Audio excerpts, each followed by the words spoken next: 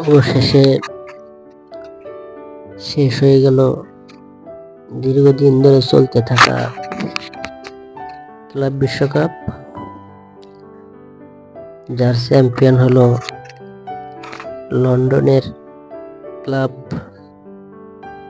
Chelsea. হারিয়ে দিয়েছে তারা উয়েফা চ্যাম্পিয়ন পিএসজি কে। তাকে যদি বলি হারিয়ে দিয়েছে তাহলে ভুল বলা হবে, পুরোপুরি একদম উড়িয়ে দিয়েছে। 3-0 গুলো উড়িয়ে দিয়েছে। কোল পালমার সে প্রথমে শুরু করে গোল, প্রথম 22 মিনিটেই জালে বল জড়ান, তারপর 30 মিনিটে আরো একটি গোল করেন এবং 43 মিনিটে জাও পেদ্রো একটি গোল করলে হাফ টাইমেই 3-0 গোলে এগিয়ে যায় চেলসি।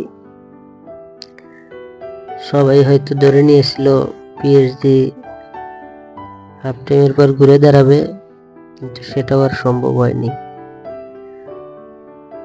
খেলার মাঝে আমরা দেখতে পেয়েছি খুব উত্তেজনাকর মুহূর্তে, এটা খেলার শেষের একটা দৃশ্য।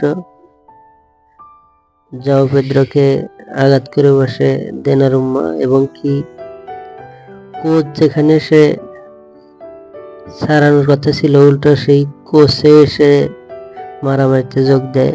লুইস এনরিকে কাজটা খুবই খারাপ করেছে, এটা কেউ ভালোভাবে নেয়নি। এই যে দেখুন কিভাবে এসে জাও পেদ্রো একজন তরুণ খেলোয়াড়, তার গায়ে আঘাত করে বসে।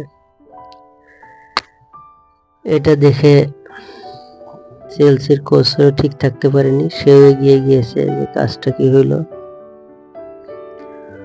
এটা খেলার পরের একটা দৃশ্য যেখানে হট্টগোল লেগে যায়। এখানে এনকুকুকে থামিয়ে রাখা যাচ্ছে না।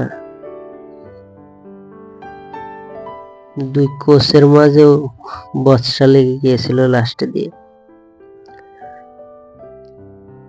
ম্যাচ শুরুর আগে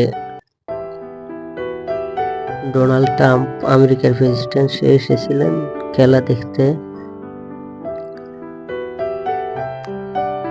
সেও খেলা ভালো এনজয় করেছে, সে তার স্ত্রী সহ এসেছিল এবং ম্যাচ শেষে পুরস্কার বিতরণ অনুষ্ঠানে সেই ডোনাল্ড ট্রাম্পই